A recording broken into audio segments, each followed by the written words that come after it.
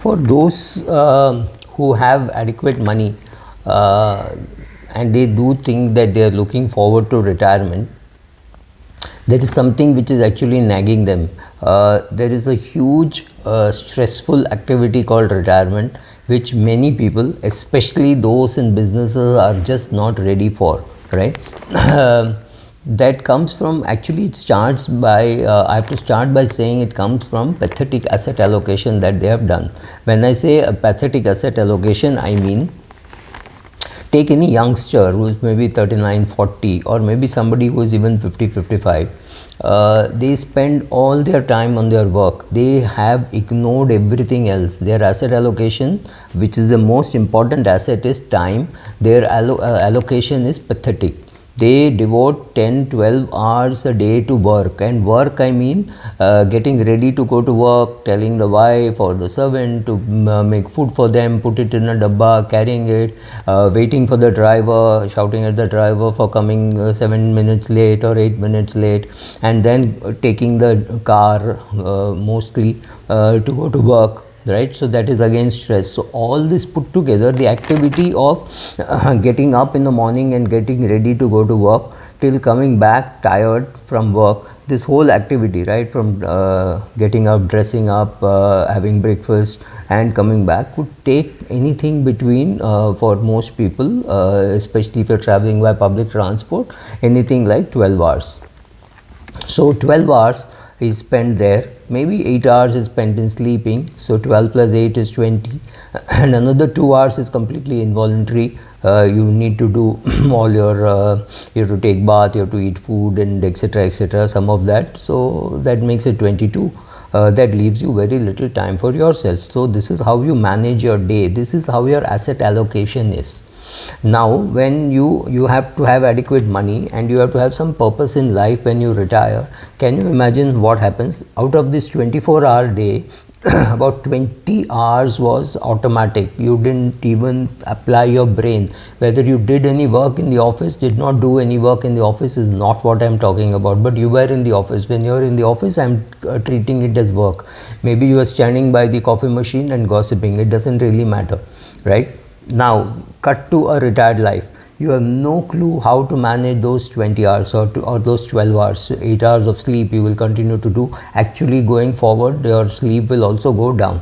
So now you don't know how to manage half your day, which is out of your waking day, if you take away 8 hours of sleep, that is 75% of your time.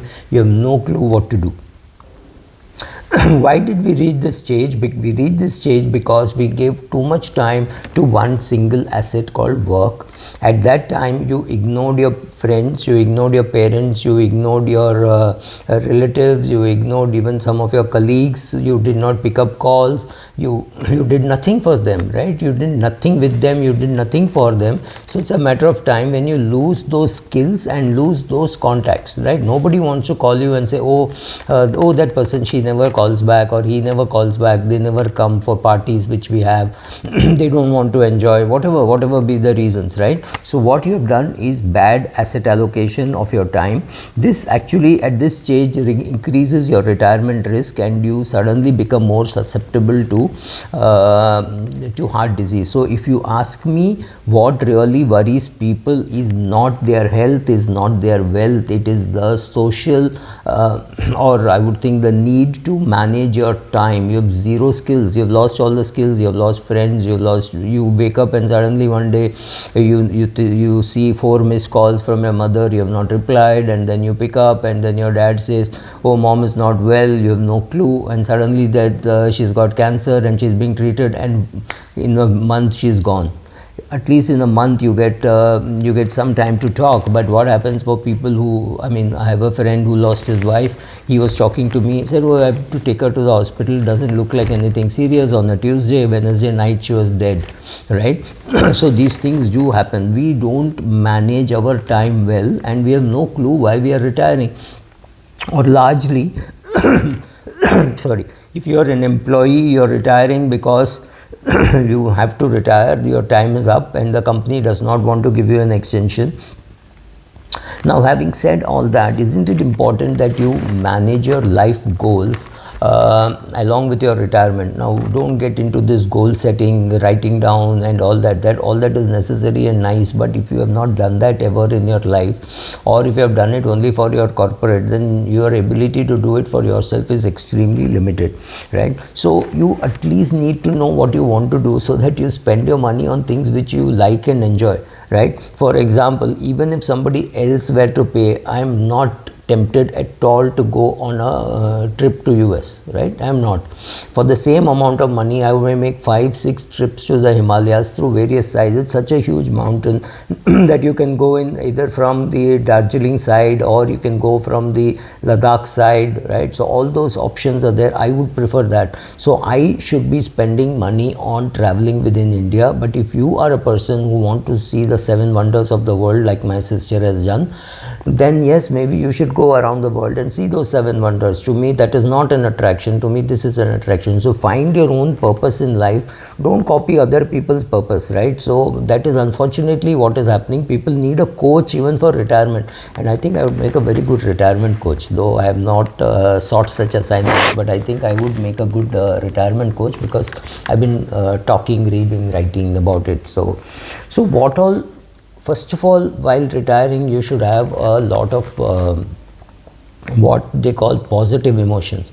First, have gratitude towards God, gratitude towards your parents, gratitude towards your job, gratitude towards my institute, Chartered Accountant Institute, because they really, wherever I went, I just said I am a chartered accountant. I did not have to introduce myself further. So gratitude towards that. Then you need to have financial security. If I tell you that you need 3 crores for retirement and you have 5 crores, maybe that's sufficient for you. But for somebody, when I say 3, they may want 6, they may want 7, they may want 8, and there may be somebody who wants exactly 3.01. Right? So you choose what is your level of financial security, how you have fun with friends and relatives and neighbors, and that's important. Small fun, right? Watching a cricket match together, watching a music program together, whatever it be, right? These are not great things, but savor it, because one day when one of them is not there, your group of 10, 12, 15 people, suddenly one day you will miss, one person, and that could be you, could be anybody. So find pleasure in all that. It is also important that you should feel that you are in control of all the relationships. Get rid of those relationships where you feel that somebody else is trying to dominate you, right? So that doesn't help. So get rid of those relationships. Be very optimistic, be hopeful, wear good clothes, right? Wear good shoes. Some very simple changes in your clothes and shoes could prevent you from falling. I had this discussion yesterday, so I'm talking about it, right? So all those things. Find something to work with, something to work for. It could be teaching your servants' children mathematics, it could be teaching them economics, it could be teaching them commerce, it could be teaching a bunch of kids in the neighboring hutment, maybe online, right? Lot of these opportunities are there. Find some time for your own hobbies, sports, etc. Maybe find a game so that you can meet younger people, you meet better people, in the sense that you meet people who are allocating their time better, learn from them. And I think all this process should start at 50 if you want to retire at 60, or maybe the process should start at 40 if you want to retire at 50. It takes time to learn these things. You can't suddenly at 60 say I want to learn a new thing. Yes, you can, but you may not be as good as if you have been playing right from your age of 40 or from your age of 30s, right? Could be badminton, could be golf, anything. But don't fool yourself into believing, oh, I'm going to retire and play golf all day. No, you will not. You will get bored. You will fall ill. You may be injured. You may not be able to play every day. You may not be able to find company every day to play with, right? Make sure that you have very strong relationship with friends, family, and classmates with whom you were in school and college, because you are all aging at the same time. All of you would be born in a particular year, so that's a fantastic thing to do. Make sure that you have some bigger goal in life, creating more financial awareness, creating more health awareness, talking about it, making videos, writing, right, doing all those things. Sometimes you get paid, sometimes you don't get paid, but you do it because you enjoy doing it, right? I do mentoring and coaching for a very select few, and I don't charge for it because I don't have a clue how to charge for mentoring and coaching, so I don't charge for it, right? So some of that I do. pursue something where I have a friend who's retired, premature, maybe he was 51, 52, and he has hopes that he wants to play for India in the senior citizen category for sports, right? So do all that. Make sure that you this beautiful trio of nutrition, exercise and sleep, keep that in good combination. Do all these things when you are in your 40s. If you want to retire in your 50s, do all this in your 50s if you want to retire in your 60s, right? So first of all, see what you do, what you are doing, what you are enjoying doing. Sit with your spouse and find out what are your financial goals. Let's say, what do you want money for? If you want money for traveling around the world, obviously you need much more money than you need for traveling around the country. But if you are saying, I just need to be at home and I want to attend some bhajans and things like that, the budget could be even lesser. So the financial goals match with your life goals. That's very important. Then consider all this. Do you have enough gratitude? Do you have enough relationship? Is there somebody who will need your help? Do you have a parent who is likely to fall ill or something like that and would call you and say, can you come and stay with me for 6 months? Do you have the ability to do that? Check out on all those things. Then ask yourself some hard questions and say, these are my goals, these are my wife's goals. Is there congruence? What can be made? So you should have your goals, your wife's goals and common goals. You should have some common interest. Maybe you are interested in running and she is interested in Sai Bhajan. That could be the separate goals, right? But there should be something where maybe both of you like to travel, maybe both of you like to do something else, both of you like music, something like that could also be there. So create those buckets and see how you will allocate money for those buckets. All that is important. And if you like playing golf, and ask your wife whether she wants to miss you for 6 hours a day, every alternate day, and who is going to help her with the household work? Do you need help for the household work? Are you going to employ people? Check out all these things, not just your money. Looking after yourself socially, physically, mentally and financially, that is retirement. Thank you.